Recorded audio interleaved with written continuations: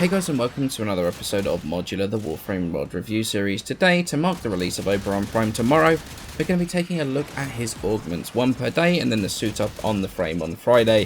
So let's kick this off by checking out his augment for Smite, and that is Smite Infusion. This augment can be picked up either by Steel Meridian or New Loca Syndicates, by rising to their max rank and spending 25,000 standing with them to be able to buy it. But what does it actually do? Well, like most augments, it's actually pretty simple. When Smite is cast on an ally, it will give them a buff, adding 100% radiation damage to their attacks for the next 40 seconds.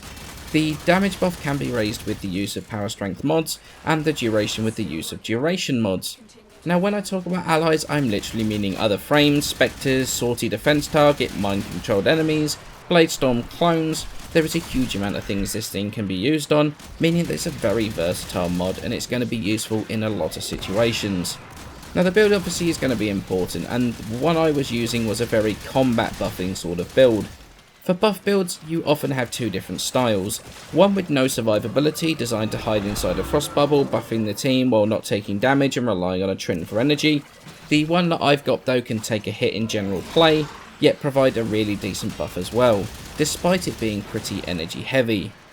I've got corrosive projection on there as the aura for now, power drift, blind rage and intensify for power strength, primed continuity for duration, vitality and quick thinking for my survivability, prime flow for energy storage, streamline for a bit of efficiency, and then the augment.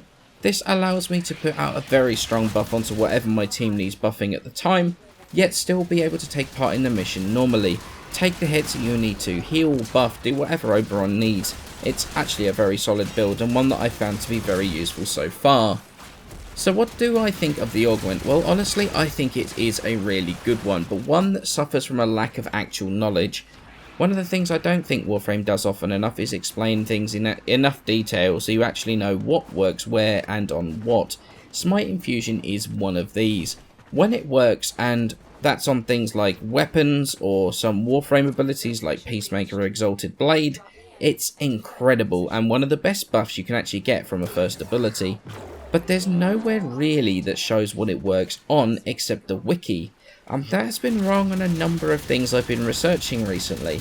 I almost feel that it's about time that there was a system that allows us to view more info on a mod in game, and that gives a more definitive outlook of the mod, what it affects and what it doesn't. I feel that half the people that don't use some of these augments simply don't know what it works on and what it doesn't work on, and without that information they don't see potential synergies that things can have with each other. Having us content creators or a wiki to go to say what works and what doesn't is all well and good, but even we don't have the 100% correct up-to-date information on that. So having some system in game that gives additional information as to what can affect things would make everybody's lives easier. Might even make some people realise that some of the augments are better than they give them credit for.